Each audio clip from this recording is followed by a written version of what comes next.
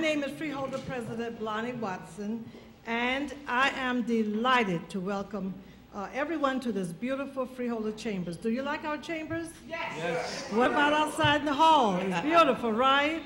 We've been working on this chambers and outside, and we're almost done. As you know, I will be leaving the end of this year. I decided not to run again. I will be completing 18 years on the Freeholder Board. So, thank you. But tonight, I have the privilege of drawing attention to members of our families, friends, and neighbors, as well as millions of others across the country we don't know, but all of us whom share a common role, and that role is a family caregiver.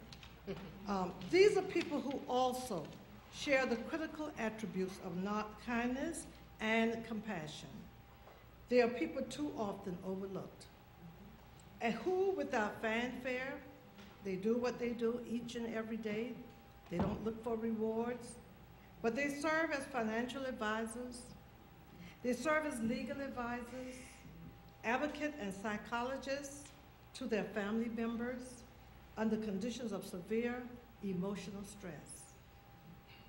Family caregivers give a heavy burden that takes a heavy toll on them while they care for others, and they rarely receive the credit or support they deserve and need, while the focus remains by necessity on the loved ones for whom they care.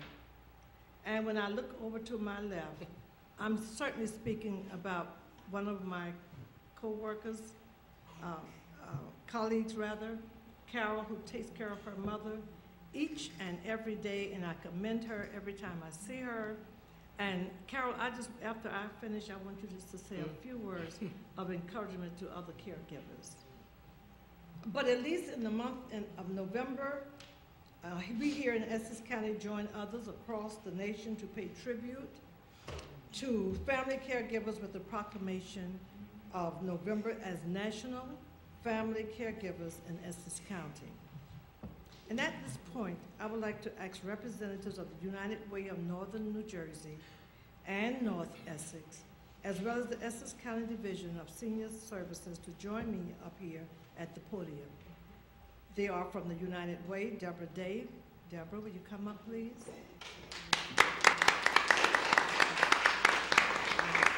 Caregiver Coalition Coordinator and Carol DeGraw.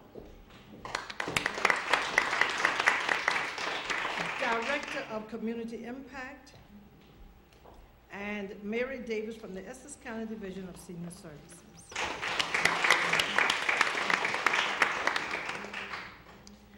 So, on behalf of the Board of Chosen Freeholders, I first want to thank you and your agencies for all you do to assist families during their times of need. And secondly, it is my honor to present you with this resolution from the Freeholder Board proclaiming November as National Family Caregivers Month in Essex County.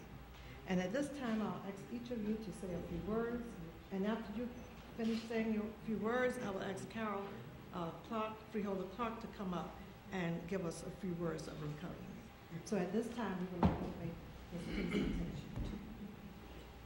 You take this later? Yes.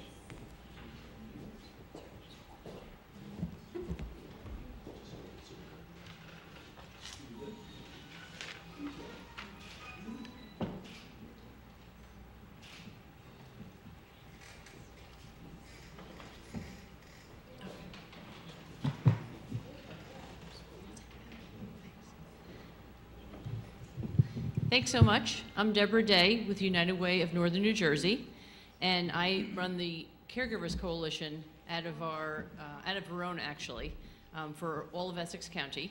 Tonight I want to thank all the freeholders for recognizing this very special proclamation for caregivers, and I want to thank the county, we work very closely with. They're very supportive of all our efforts. We in Essex County have been around for just about 3 years now, this month, as a coalition, and what we are is a collaboration of family caregivers, unpaid caregivers, of which about 1 in 5 people in the country are actually doing that job right now. It's huge. Social service agencies, faith-based agencies, medical professionals, and for-profit organizations, anyone who has an interest in providing support and access to resources for our family caregivers.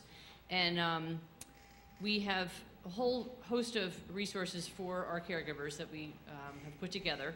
But the most recent of which is this book, which we have presented to all the freeholders. It's called Pathways for Caregivers, and it is a information guide on 3 different areas of caregiving. Caregiving for the aging, caregiving for people with disabilities, and caregiving for people with mental illness. And then there's a section for all caregivers, because there are many things that apply across the board. But it's a wonderful guide for what to think of, what to plan for, the first places you might want to call when you are all of a sudden thrust into the position of caregiving, which usually happens overnight. So anyway, we've presented that to freeholders, and we thank you very much for this recognition. It's wonderful. Thank you.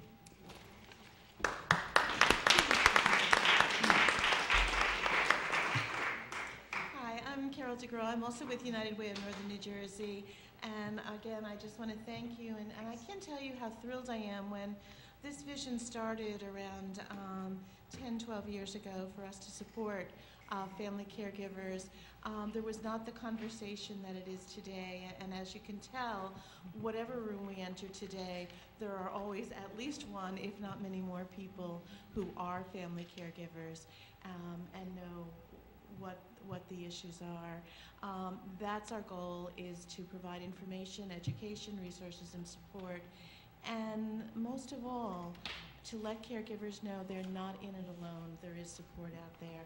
And I thank you for the support you're giving us. I really thank the Essex County Division of Senior Services, who've made possible for us to do an Informed Caregiver video series that can be available to caregivers who are not even able to leave their homes or come to events. They can go online, or they can call us, and we'll mail them a DVD. So there are services out there, and I thank you so much. Beautiful. Good evening. Good evening. I'm Mary A. Davis, and I'm from the Essex County Division of Senior Services. And on behalf of the Essex County Division of Senior Services and our director, Jacqueline DeVore, who could not be here tonight, this is quite an honor to be in partnership with United Way for such a needed service. United Way is one of 5 funded agencies that we provide funding to for an array of services. We're very passionate about this service because, as Freeholder Watson have stated, I too have been a caregiver, and I know many of you out there have been caregivers. And if you haven't, believe me, you will be one day experience this. So again, we're very passionate. We support this wholeheartedly, and again, we want to congratulate Deborah Day and Carol on such a job well done. Thank you. Beautiful. Carol.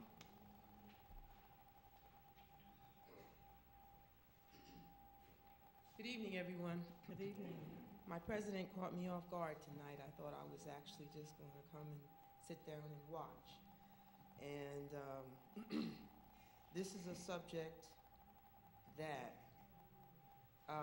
touches me in a way that I'm sure it would touch almost all of you, and maybe has already touched all of you, or many of you.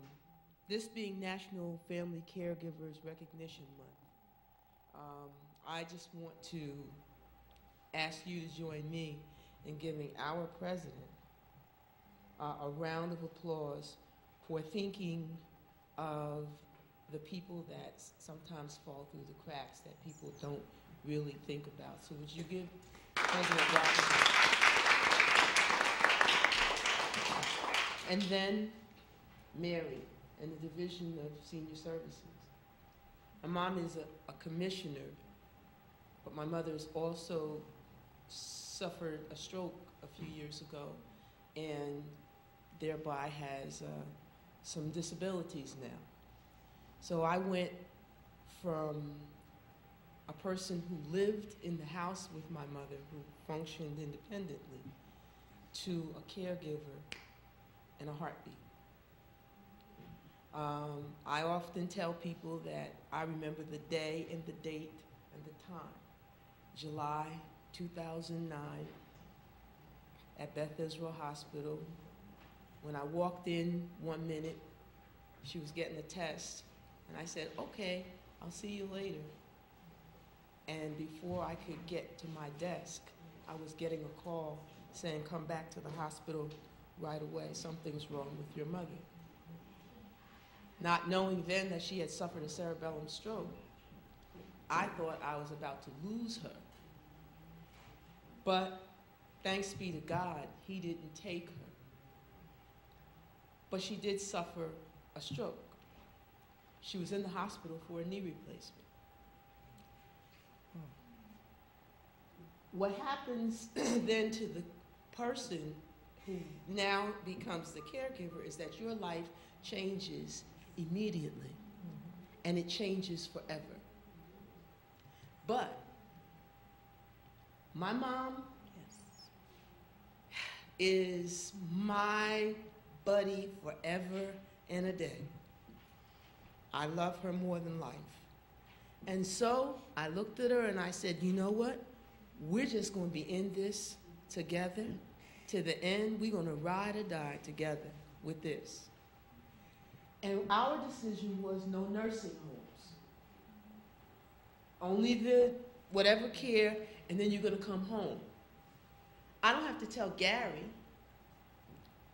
because Gary and his mom did what they had to do for his dad. I don't have to tell you. You do it. I don't have to tell Pat Sebo, who 1 minute was about to celebrate Thanksgiving dinner and in an instant became a person who had to rely on caregivers to help her out.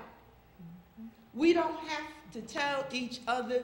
It's our story. It's who won't. This, Miss Watson, I wasn't planning on this. This is just coming from a place that's really deep inside and that touches me deeply. Because I say to myself, I wish my mom hadn't been dealt that crazy hand. But you know what? She's my inspiration because she never took it that way. She didn't. She wasn't bitter and broken and mean and upset. She's not a nasty person to have to deal with.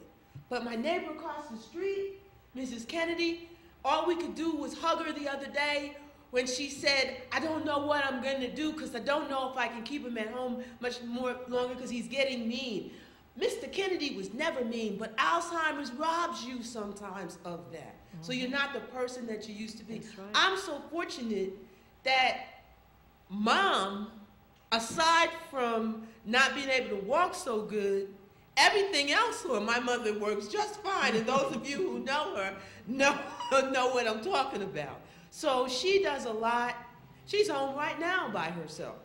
But I try not to leave her for very long periods of time if I don't have somebody there. So guess what? That guide that you just gave me, that you just gave all of us tonight, that's right. I'm going to take it and I'm going to read it cover to cover. Yes. Cover to cover. Let's put it on. Make sure, Jerry, you got a good close-up of it. This guide. Come to United Way. I'm doing an infomercial for them right now and make sure that you get it. I'm just saying that, this is a month that people do need to be recognized. Like I said, I didn't plan on saying anything. I was just coming to be a part of it and stand in the photo, maybe if Ms. Watson would let me. But of course. Please know that it's something that affects you greatly. But you know what? You can look at things and you can look at life as the glass half full or the glass half empty. You can look at it and say, man, I got a bag of lemons. Or you can look at it and say, I have an opportunity to make the most delicious lemonade you have ever tasted in your life. And so we look at it. We got our challenges. I have my challenges. Sometimes I'm not the very nicest person to live with because I'm stressed out, but it's okay. I'm good. It's all good. God is good. I still have my mother. She's 85. We still do things, and I wouldn't have it any other way. The only thing I do say in closing, Ms. Watson, you're blessed because you have two beautiful girls. Mary, I don't know whether you have children, and I'm not sure whether you two have children. I actually don't have any children. Gary doesn't have any, so biological. Pat has children. Rolando has children. Deborah has children. Glenn has children. Alan, those of you who are sitting out there, you may have children. I often say to myself, what will happen to me when I get to that point? Because we're all, if we live long enough, my grandmother used to say, just keep on living. If you live long enough, you're going to get to a place where you're going to need some help.